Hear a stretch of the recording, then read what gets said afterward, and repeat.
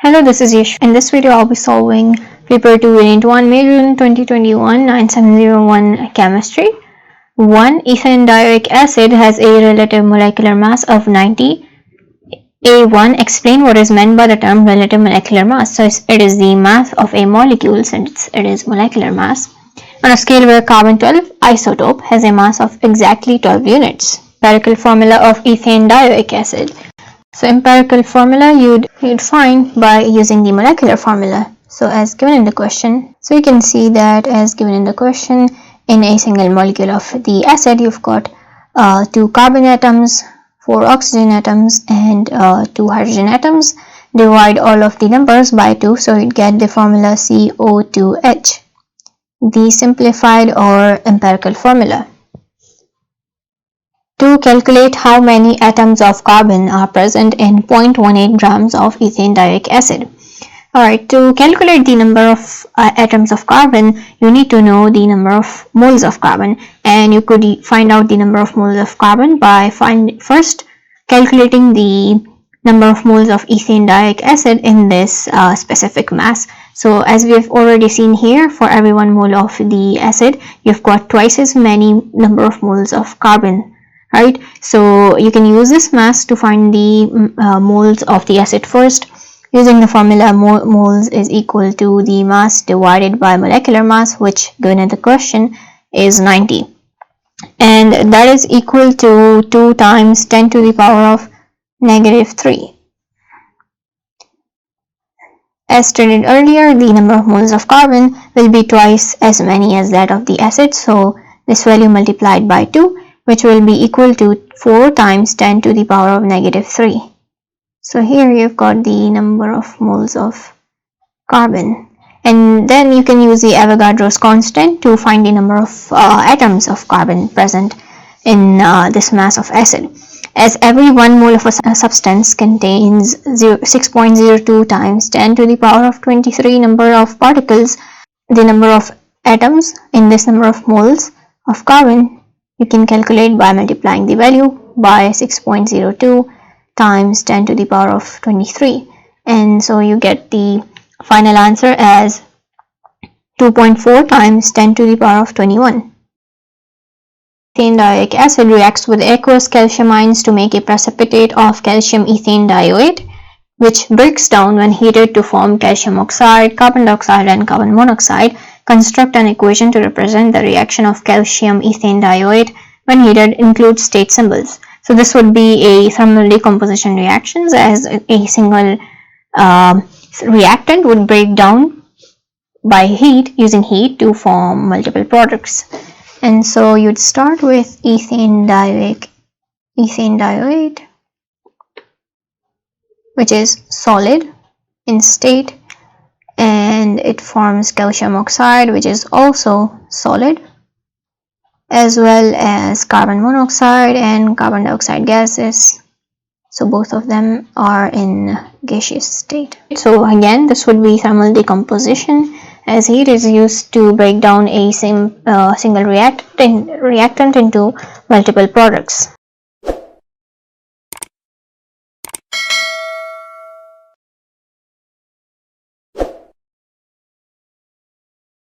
Three, identify another compound containing calcium ions which will also produce carbon dioxide and calcium oxide when it is heated.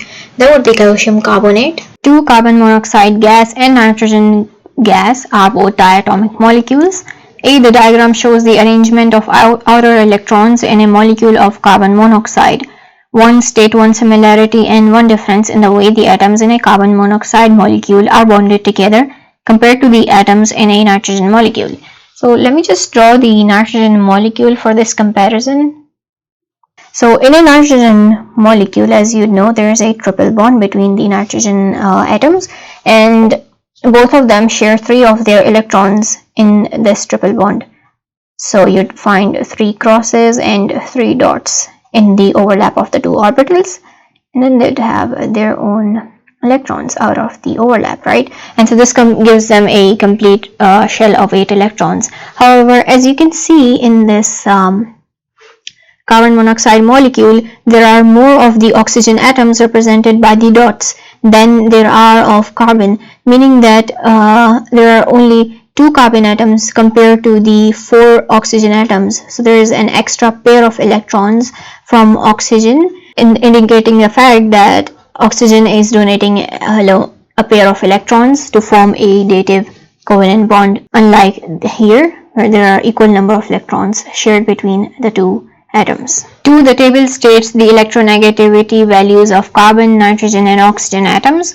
Use the electronegativity values and relevant data from the data booklet to explain the table below. Alright, so first off, electronegativity is the ability of an atom that is covalently bonded to another atom to pull the bonding pair of electrons towards itself. So the greater the electronegativity of an element, the greater the attraction that it has for the bonding pair of electrons, right? And so it increases across the period, which you can clearly see in this table given.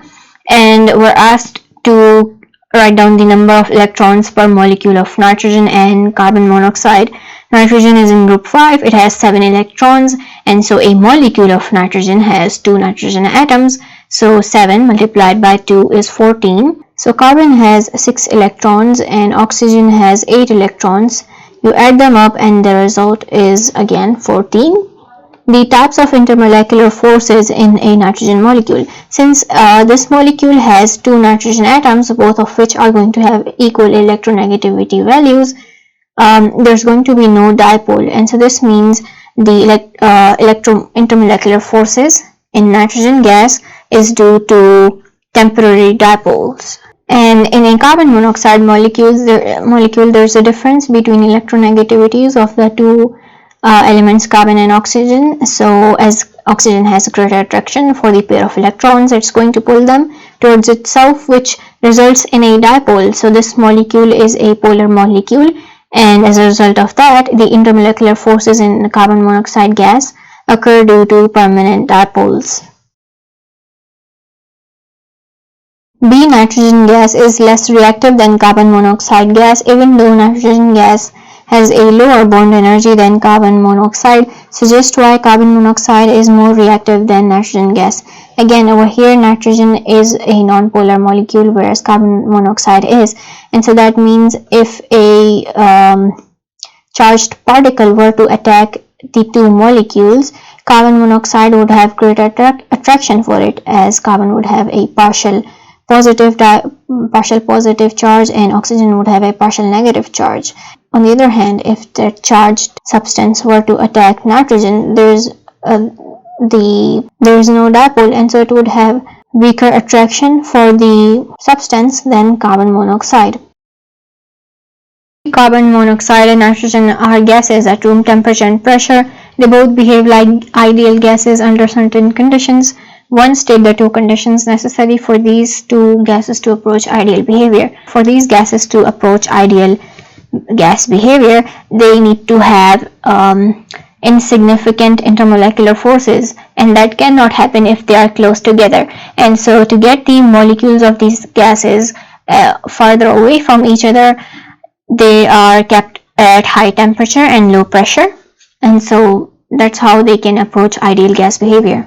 To explain why nitrogen gas behaves more like an ideal gas than carbon monoxide does at 20 degrees Celsius and 101 kilopascals. Again, as mentioned in the first part, for a gas to approach ideal gas behavior, it needs to have insignificant intermolecular forces, which at the same conditions of 20 degrees Celsius and 101 kilopascals between nitrogen and carbon monoxide, as nitrogen is not a polar molecule, it has weaker intermolecular forces, whereas carbon monoxide is a polar molecule, so it has stronger intermolecular forces, and that is why nitrogen behaves more like an ideal gas than carbon monoxide. D. Calculate the amount in mole of pure nitrogen gas which occupies 100 centimeter cubed at 101 kilopascals and 20 degrees Celsius. Use the relevant information from data booklet, show your working, and assume nitrogen behaves as an ideal gas.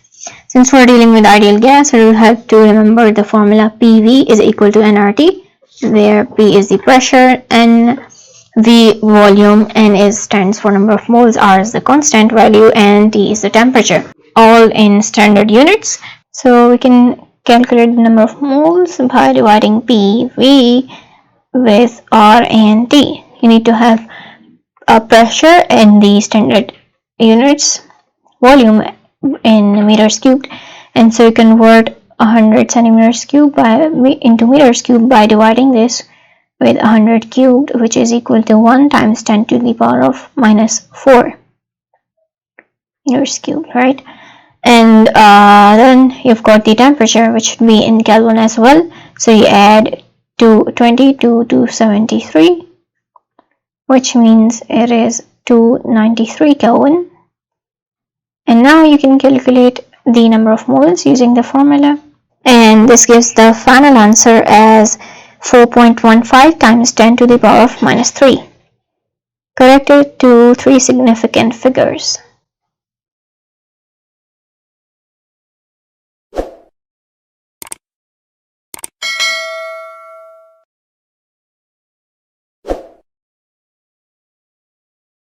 Sodium halide salts react with concentrated sulfuric acid at room temperature. A1, write an equation to represent the reaction of sodium chloride with concentrated sulfuric acid.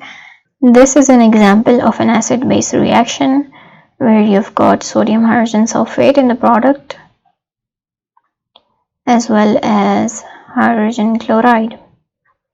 Name this type of reaction. B. Sodium iodide reacts with concentrated sulfuric acid at room temperature to form steamy fumes. 1. Identify the chemical responsible for the steamy fumes. That would be the gas hydrogen iodide. 2. The reaction of sodium iodide with concentrated sulfuric acid continues, forming several other products including a dark gray solid. Identify the chemical responsible for the dark gray solid and one other product of this reaction. The dark gray solid would be iodine and the other product is hydrogen sulfide gas. C. Explain the differences in observations at room temperature when sodium iodide reacts with concentrated sulfuric acid compared to those of sodium chloride.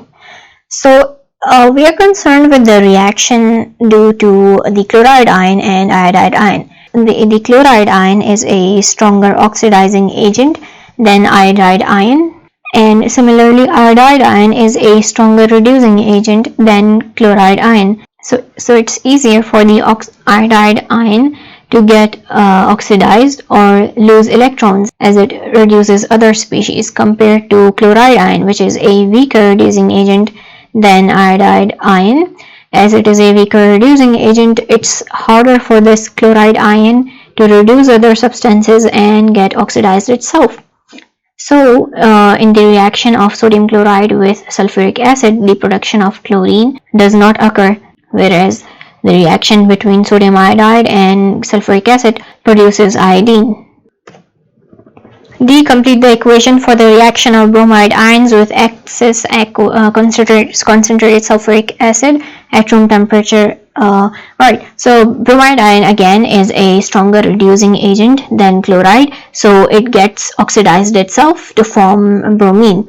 And like the iodide ion, it also forms water, however it does not form hydrogen sulfide gas. Instead, it is going to form sulfur dioxide. Okay, so we've got a bromine molecule on the product side, so that means you need to balance the bromide ion on the reactant side.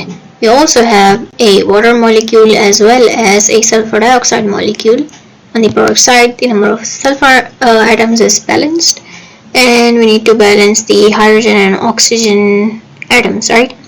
And so you can write a 2 beside the water molecule, and that makes a total of 4 oxygen and hydrogen atoms on the product side, and so you need to balance that on the reactant side as well. 4. Aqueous bromine reacts with methanoic acid to form hydrogen bromide and carbon dioxide gas. The table shows the oxidation numbers of bromine and carbon in the species involved in the reaction. A. Identify the oxidizing agent in this reaction. Explain your reasoning with reference to oxidation numbers. So oxidizing agent is the species which gets reduced itself, and so its oxidation number is going to decrease. And you can see that is the case for bromine as its oxidation number changes from 0 to -1. B. Suggest one change you would observe ignoring temperature changes when bromine reacts with methanoic acid. So you're converting from bromine from its aqueous form to hydrogen bromide, and so bromine, which is orange or brown in color, changes its color. So see the orange brown color disappearing, it would turn colorless. See, this reaction can be followed by measuring the concentration of bromine present in the mixture at regular time intervals. The graph shows the change in concentration of bromine against time in a reaction carried out at 20 degrees Celsius.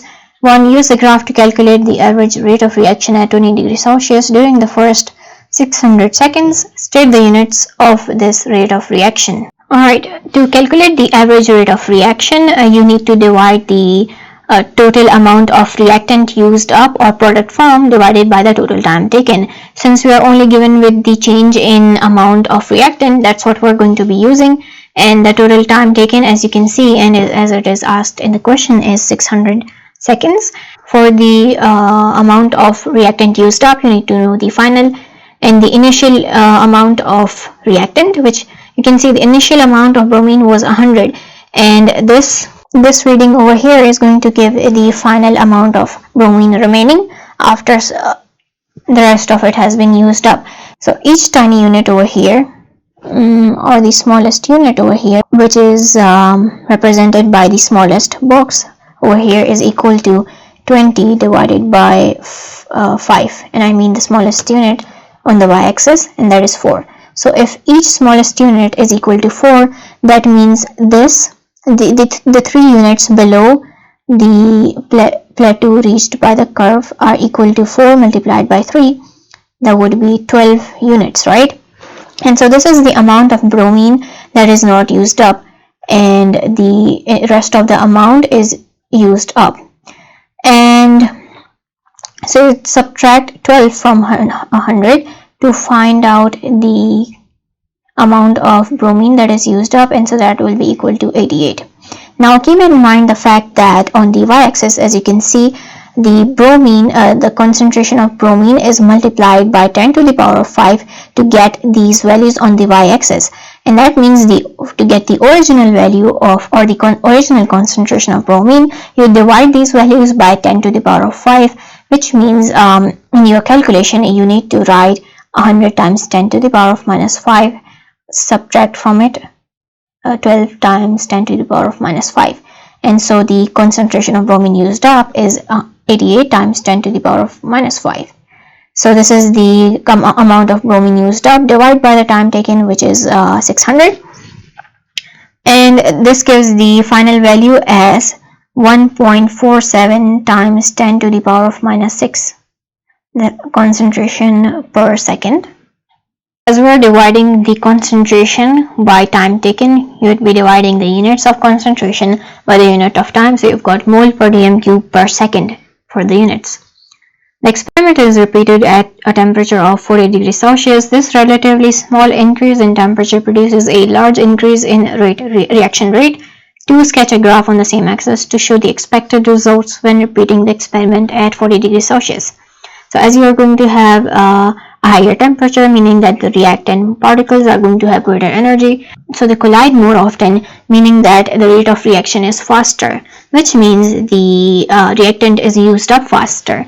And you can represent that in this graph by showing that the decrease in bromine concentration occurs faster, right? And as a result of that, you reach the same final concentration of bromine as earlier in a shorter period of time. So the time taken to reach the plateau is going to be less than 600 seconds.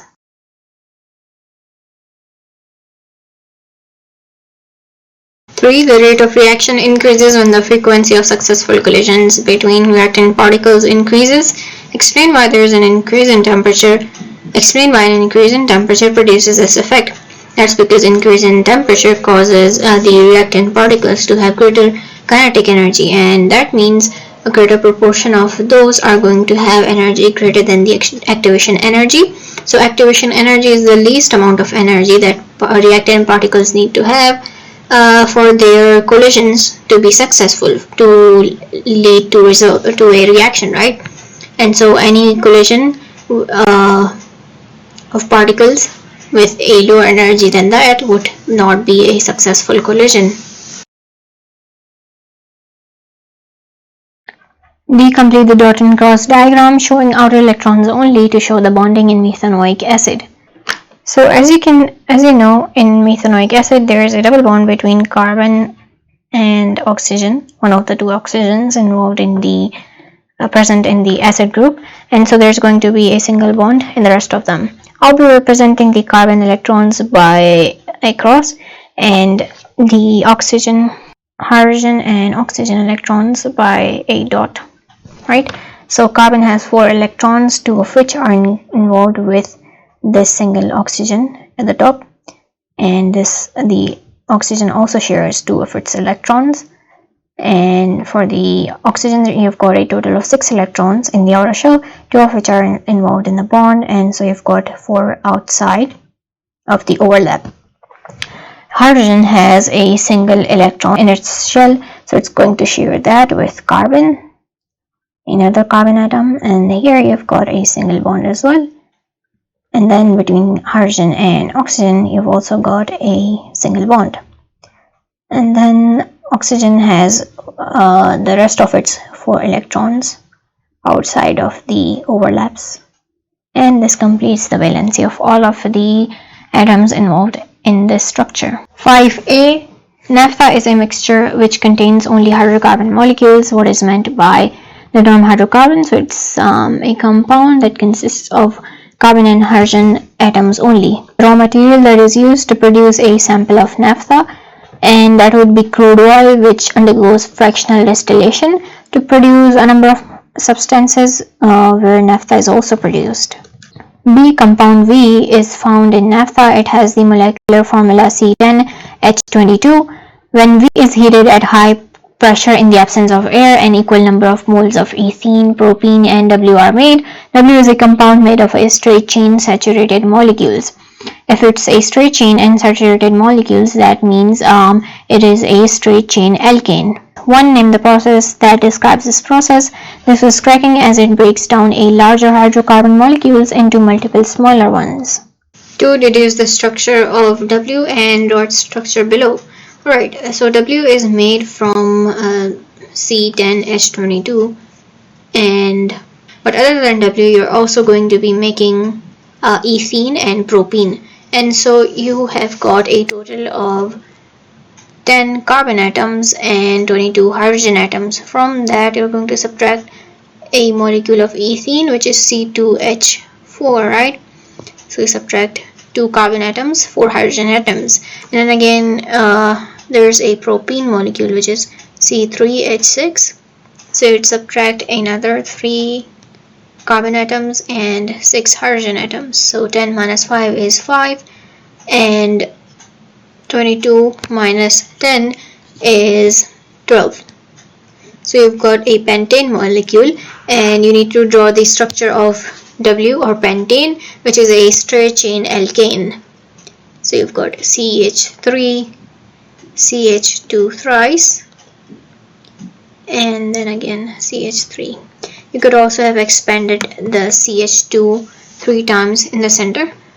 It's up to you. Propene is separated from the mixture and heated in air in the presence of a catalyst. Propene is oxidized to X, which contains 2 functional groups. One effervescence is seen when sodium carbonate is added to X. Now sodium carbonate is a base, and if it produces effervescence or carbon dioxide with a substance, that means the base is reacting with an acid. Because sodium carbonate reacts with X to give this effervescence, that means X is going to have an acid group, or the carboxylic acid group, and that's what you're going to identify in part 1. To identify a reagent which could be used to show that X contains a carbon-carbon double bond, include relevant observations. You'd use bromine water, which would break down this carbon-carbon double bond, and so it would form bromoalkane, right?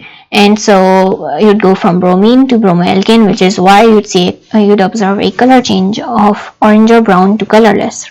The X reacts with another reagent to form Y. Molecules of Y react together to form addition polymer Z. The diagram shows the repeat unit of polymer Z. Draw the structural formula of monomer Y.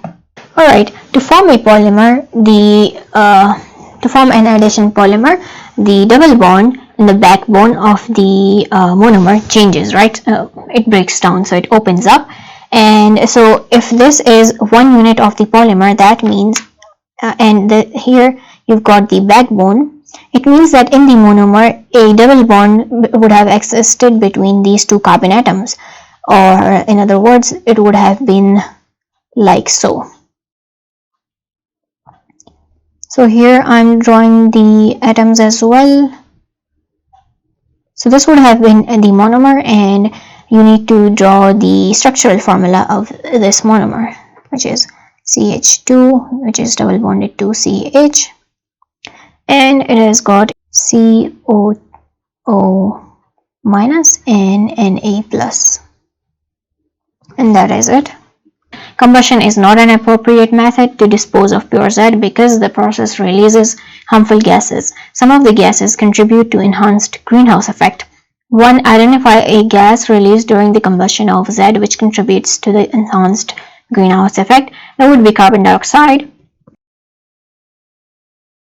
2. Identify another gas which could be produced during the combustion of pure Z. Describe a consequence other than the enhanced greenhouse effect of its release into the atmosphere, and so that the gas would be carbon monoxide. It's a poisonous gas as it can bind with hemoglobin in the blood, in the red blood cell, to prevent oxygen transport, which is why it is poisonous.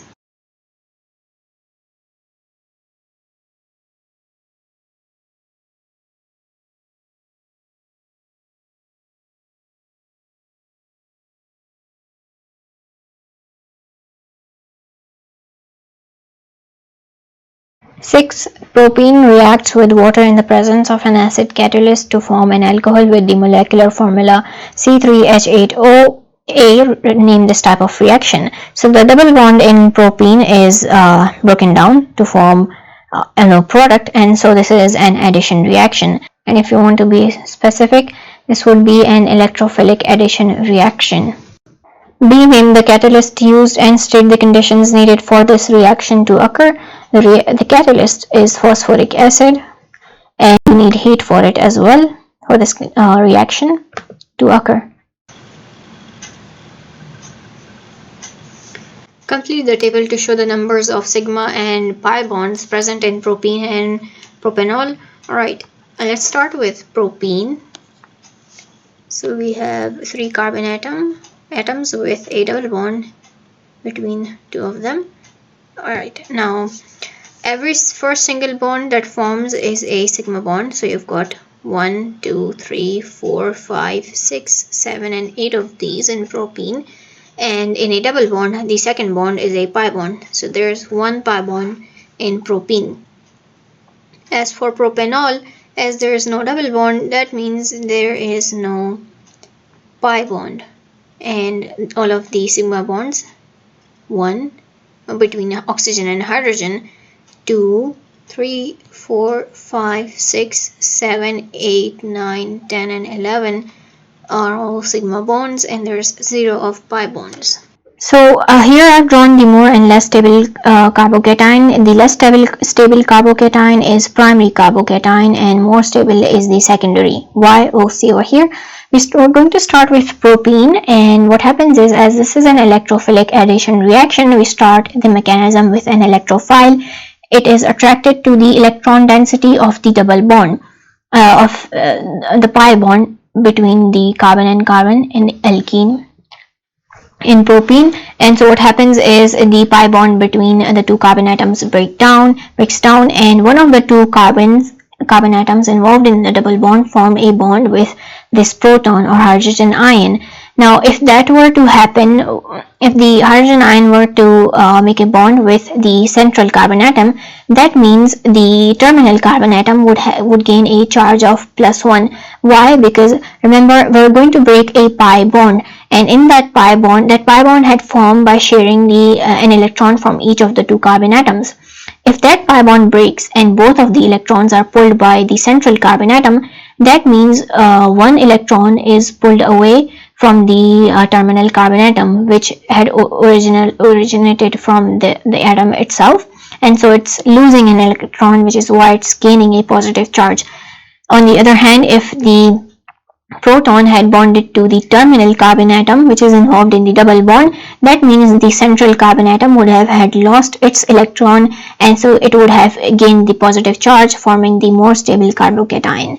And what happens afterwards is that the hydroxide ion from water, remember the water splits to form the electrophile or proton and the hydroxide ion, right? And so at the end, the hydroxide ion would be attracted to the carbocation and form a bond with the carbon that has a positive charge. Now, primary carbocation is less stable because it has only one alkyl group. So the greater the number of alkyl groups that are bonded to the positive carbon in the carbocation, the greater the stability, which is why a secondary carbocation with greater number of alkyl groups is more stable than a primary carbocation. That is also the reason a tertiary carbocation would be even more stable than a secondary carbocation.